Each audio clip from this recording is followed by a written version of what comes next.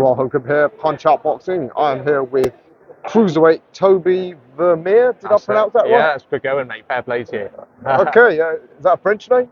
Belgian, yeah. Flemish Belgian, so yeah. Okay, so I presume that's where you're from, or your That's parentage? grandparents, so Oh, yeah. okay. Yeah, so from there. So nice name, bit different, isn't it? Very different, yeah. I Yeah. was going to go into full history mode and say, yeah, you must be a descendant of William the Conqueror Wow, I with the don't know. French name. I But don't hey. know.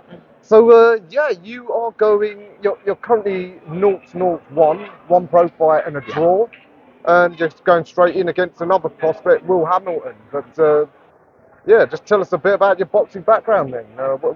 How'd you get into it? What have you done so far? So boxing's a bit of a weird one for me. I started off as a fan, as most people do. 28 years old, I was 26 stone. Yeah, I needed something to get me out and about and change my life. So I set a goal to become a professional boxer as a guy that can even get off the sofa. Lost 12 stone in 12 months, 2 seasons as an amateur, and then turned over pro because I'm 31 years old now. The goal was to be professional and fight on the professional circuit. I've had my one fight, now time to go out and have some more. That is an incredible story. So, you became hugely overweight. What was the reason? Just bad lifestyle? Was there any issues in your life at the time? Food addiction. So Yeah. yeah, I was addicted to food. Yeah, chocolate. Funny enough, I actually got a bag of chocolate. I was going to throw them out to everyone on the. If they had the ringy, I was going to throw them out to people passing by. But fortunately, being here today. But yeah, bad lifestyle, workaholic as well. Worked a lot. Just didn't look after my health, and I just needed something to kick me in the backside, which was boxing. You know, at the end of the day, you're going in the ring, you're going to fight. You've got to be in tip-top shape. You've got to look after yourself. If you don't look after yourself, you're going to get hurt. So primary driving force is fear, really. You know, if I don't train hard, if I don't work hard, if I don't live a life, I'm going to get hurt. You know, and that's kind of what's doing it for me today. Wow, that is such an inspiring story. Yeah. So anyone else out there, set yourself a target and Crack on with it, yeah. yeah, Set yourself a target, completely ambitious, completely far-fetched, and give it a go. And that's basically what I've done. The amount of people told me I couldn't do it. Tell us a bit about the 2 years as an amateur. How'd that go? Fought super heavyweight. We took fights last minute, very quickly, to get the experience. Record wasn't the best, and a lot of my fights were on the road. Yeah, it was difficult. As I said, my amateur record ain't great. I got a silver in the whole box cup. My fourth fight against Arlo Stevens, where I had unfortunately it was stopped because of injury. But yeah, no, I enjoyed my amateur career. It was good. There's a lot of learning outside the ring as well. It's not just on the actual scheduled bouts. But yeah, it was a good apprenticeship. Okay, and then you decided to fulfill that ambition, turn pro. Yeah. Had your first fight, ended in a draw, and now you're going in against a dangerous prospect. So you're not mucking around. I fought a super heavyweight. I fought lads 120, 130 kilos that can bang. Anyone over 90 kilos can bang. Anyone over 75 kilos can bang. At the end of the day, it's one of them. You know, you go in there. Well, you know, you play. You can't get wet without and go swimming. Without getting wet. So, I can bang. He can bang.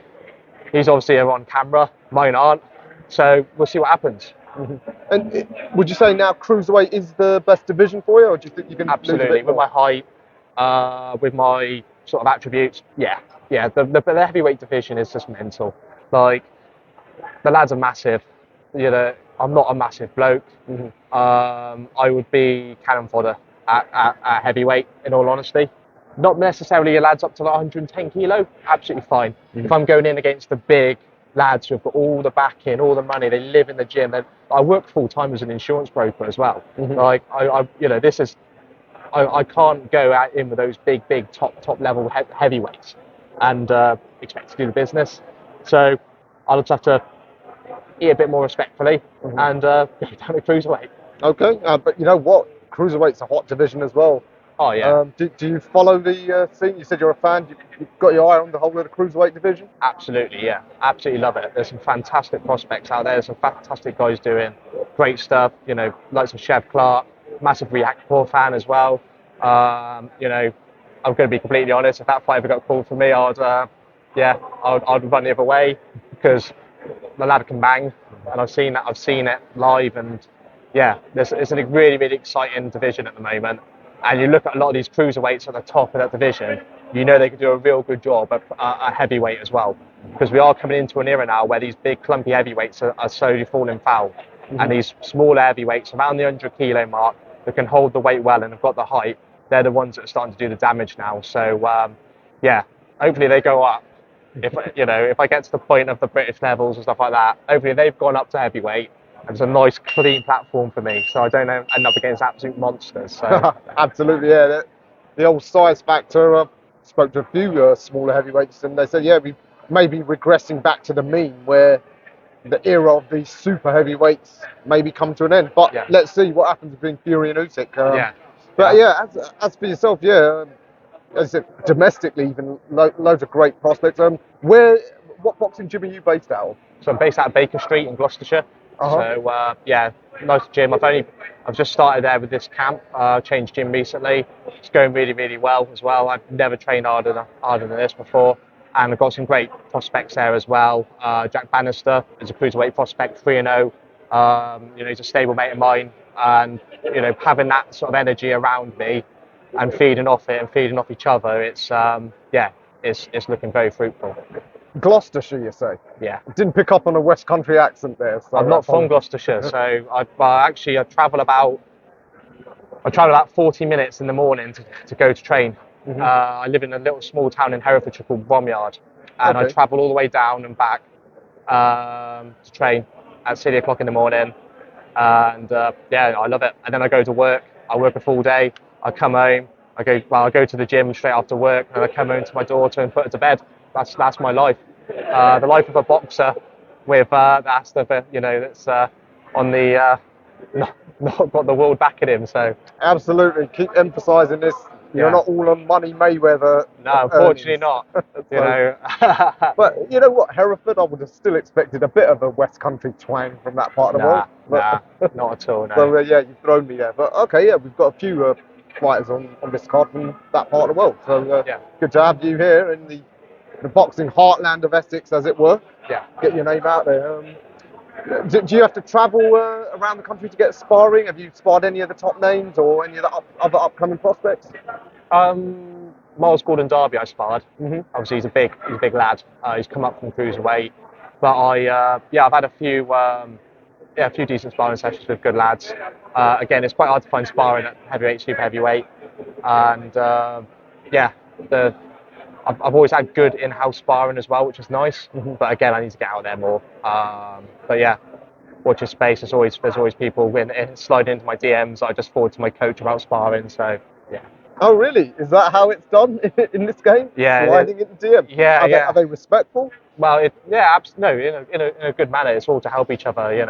I have to fish through the forex traders and stuff, and then I find a message from people normally, so it's all good. Like. Oh, okay, fantastic. So a bit like modern dating then. Pretty much, yeah.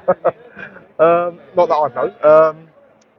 Yeah. So you mentioned there you had the ambition to be a pro boxer. Do you have any sort of minimum targets that you set yourself for before you crack it in?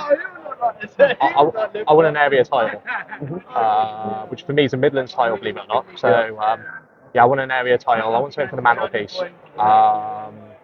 That's it really. Also, I just want to have fun. I want to get on the shows like this. I want to enjoy my career. There's no pressure on me. No one's expecting the world from me, but it's the underdog spirit, and that's what I bring.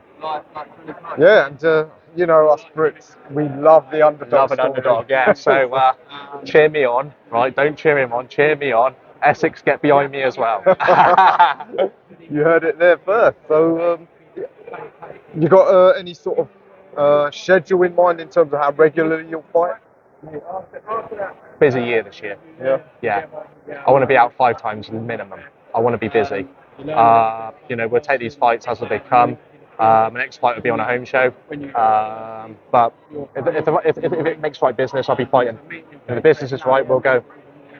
Okay. What's your promotional situation?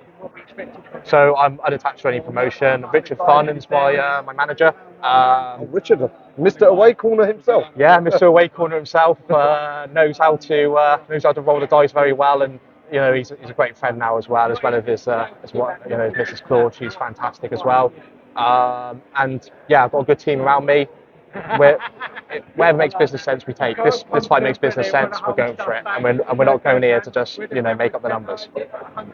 Well, I am that much more hopeful now that I know Richard's managing. I've met Richard numerous times. He's a good lad, Richard is. He's a good bloke. One of the great servants of the sport. So, Absolutely. All right, Tobie, can't wait now for February 10th. So yeah, good luck on your trip down there, and we'll look forward to following your career. Thank you. Cheers.